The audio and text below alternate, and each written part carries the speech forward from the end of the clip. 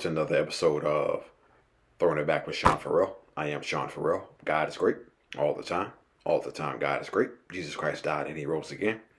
Let's go ahead and get into it. Okay, so,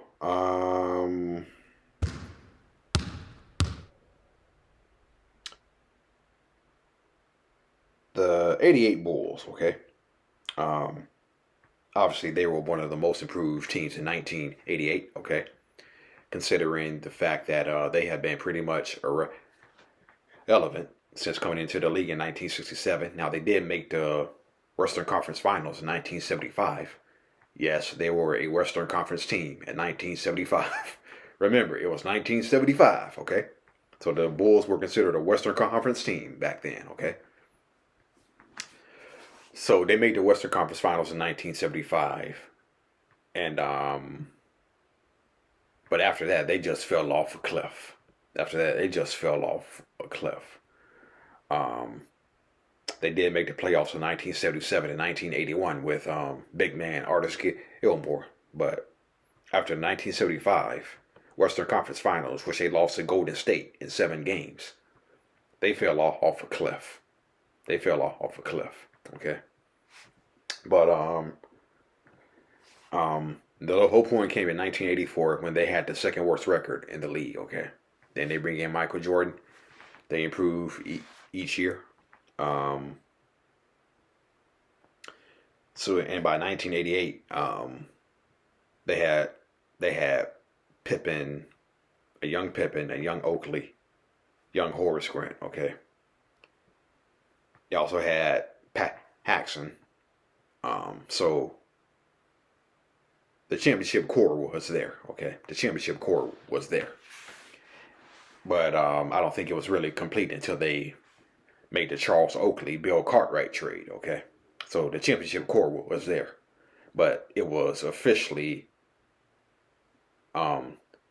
cemented when Bill Cartwright came to the Bulls for Charles Oakley. Okay, and the exact reason why they traded Charles Oakley was because Horace Grant was improving like. Horace Grant came on quickly, okay?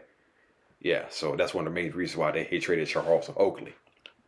But in 1988, I think 1988 was Michael's greatest year of his career, okay?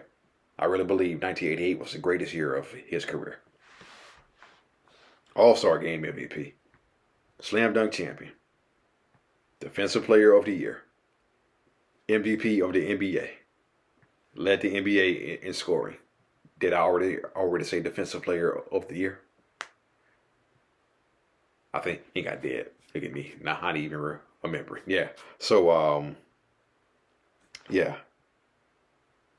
So 1988, I think, was MJ's greatest year. By far. The greatest year of his career, okay? The Bulls went 15-32. Jerry Krause was named Executive of the Year, okay?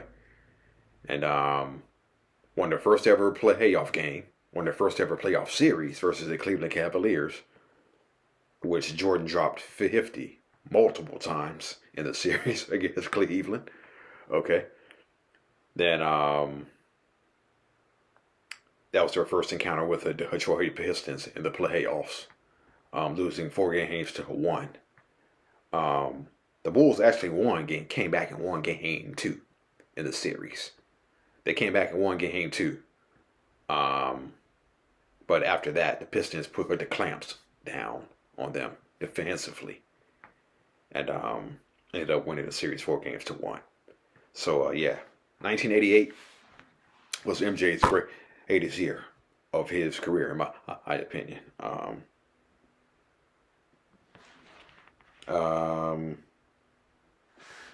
No, not that. Okay. So, Shaquille O'Neal, okay? Shaquille O'Neal is known for holding NBA cities, NBA players, okay? So when the Lakers defeated the Kings in Game 7 of the 2002 Western Conference Finals. Shaquille was on the team bus after the game. And this is what Shaquille O'Neal did to Vlade Divac. Take a look at this. Me. Winning winning a championship. Take everything you got. Sacramento, they thought it was the year, but I'm telling you it's not. Vlade said that we don't have home court advantage, we won't win. What? Vlade, are you stupid? I'll tell you time again. You need to go when they know your name. And the Lakers, we know how to play the game. You said that we would win at your place. Guess what? Kobe dunked it in your face. You need to go where people know your name.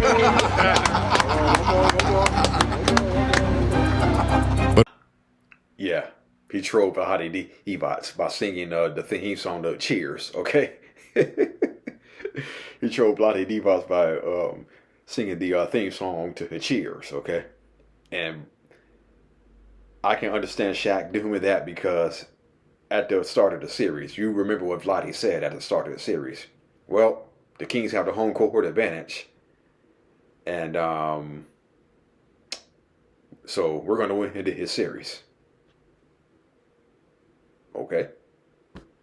I don't think the Lakers really cared about that too much because the Lakers came out and played pretty much the perfect game in game 1 and stole the home court advantage, right? Yeah, so it didn't care that the Sacramento had the home court advantage, okay? Just ask the Chicago Bulls about their title run, about having home court advantage, okay? It really didn't matter. And so, finally,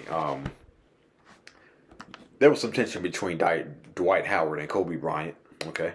There was some tension between Dwight Howard and Kobe Bryant when Howard came to Los Angeles to play with Kobe, okay? And there was some tension there, okay? And so,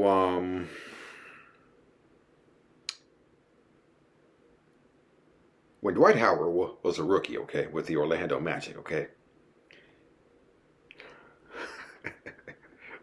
it's sort of like when Shaquille O'Neal gave Andrew Bynum a special greeting, okay, to welcome Andrew Bynum to the NBA, okay.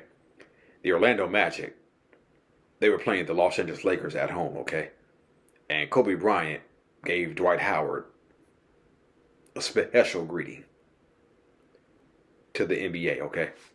Take a look at this. And of course, no lead is safe against the Lakers because of this man. Kobe Bryant can take over. Posterizes Dwight Howard. As Deshaun Stevenson looking for that pick, and Pat Garrity getting caught flat-footed there, trying to help out on that screen with Kobe. Here's another look from a different angle. This one right into your living room. Yeah, again. Yeah. That was Kobe Bryant's special greeting to Dwight Howard, okay?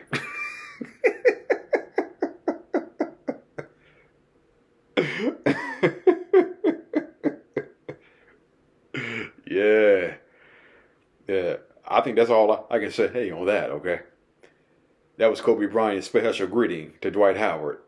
Dwight, welcome to the NBA, okay? Yeah. All right, that's it, and that's all for Throwing It Back with Sean Farrell. I am out of here.